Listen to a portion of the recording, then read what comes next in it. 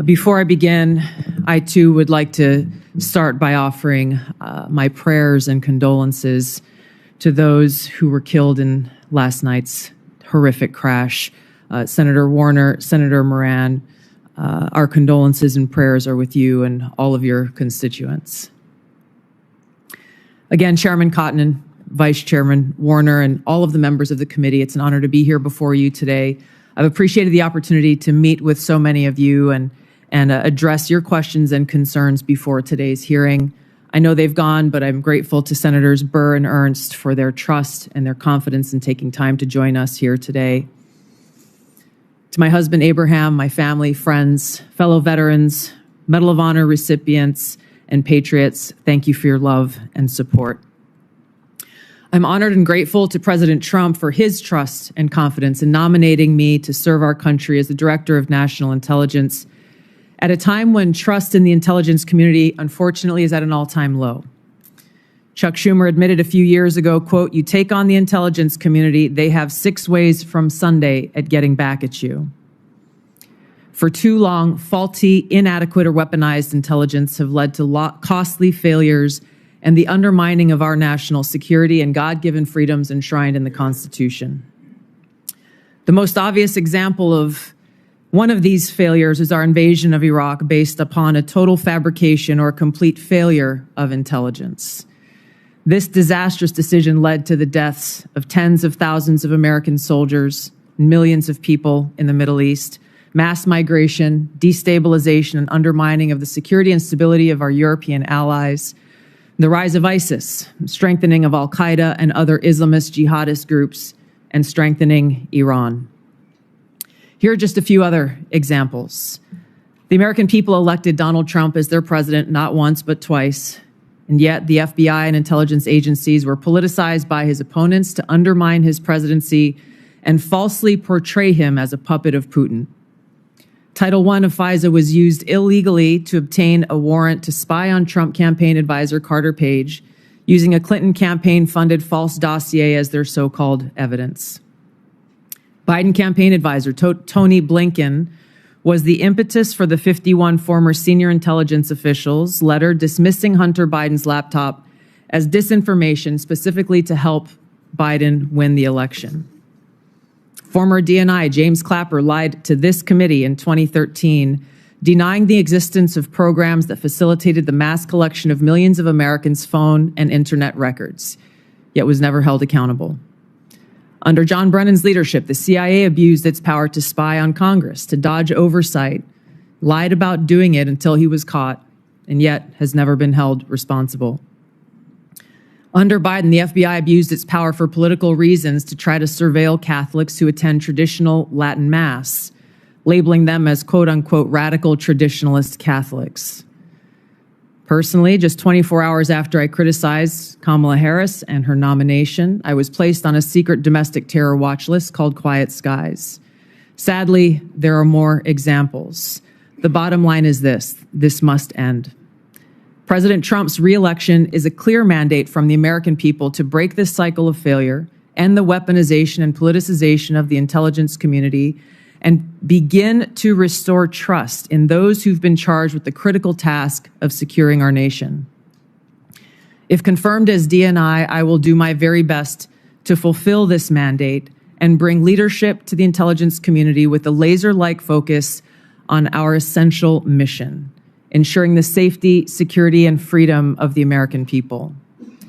As the President's principal intelligence advisor, I'll begin by leading by example, checking my own personal views at the door, and committing to delivering intelligence that is collected, analyzed, and reported without bias, prejudice, or political influence.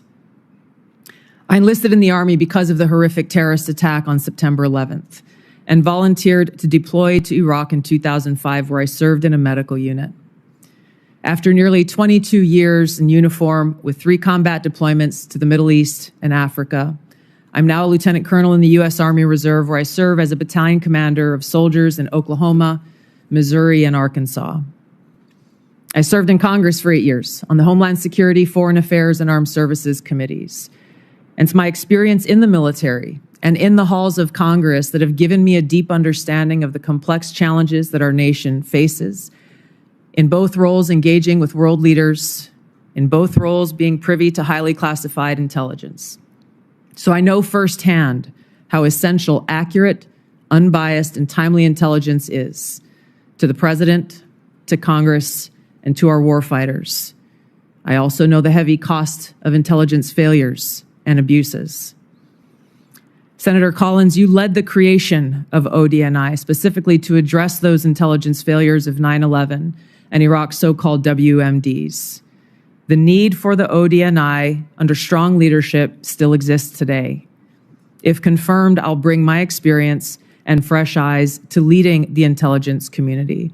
And my day one priorities will be to assess the global threat environment, identify where gaps in our intelligence exist, integrate intelligence elements, increase information sharing, and ensure that unbiased, apolitical, objective collection and analysis to support the President and policymakers' decision-making occur.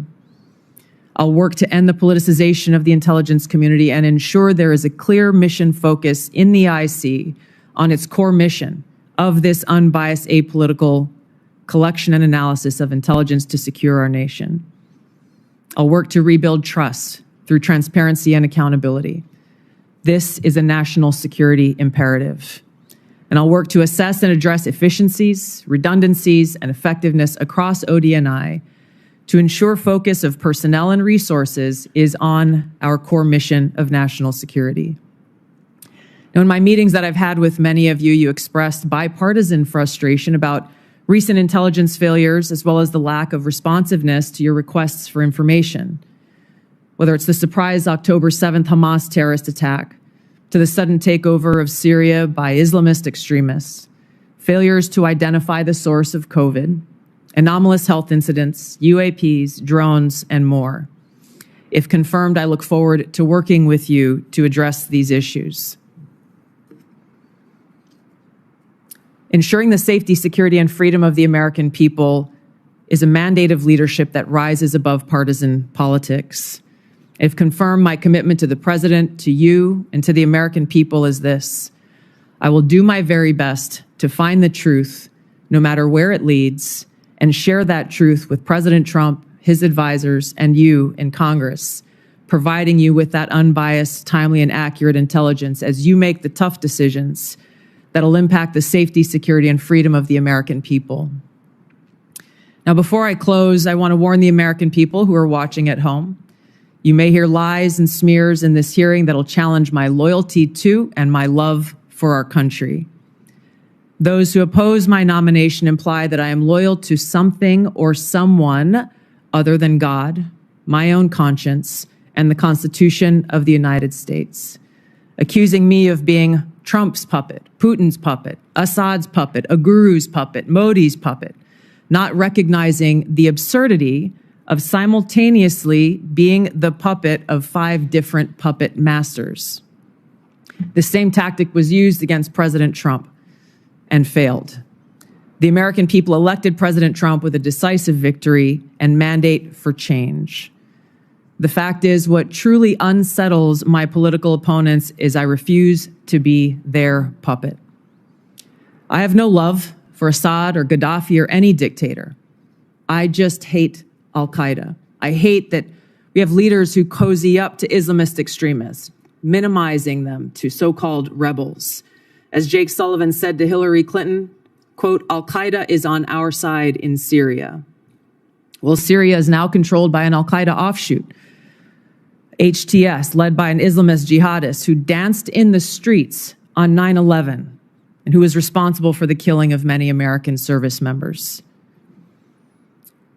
Democrat senators in the past resorted to anti-Christian bigotry against some of President Trump's judicial nominees like Amy Coney Barrett and Brian Boucher.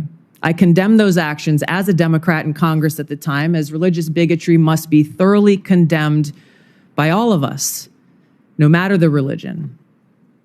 Unfortunately, there are some Democrat senators who still don't understand the principle of freedom of religion and Article 6 of the Constitution. Quote, no religious test shall ever be required as a qualification to any office or public trust under the United States.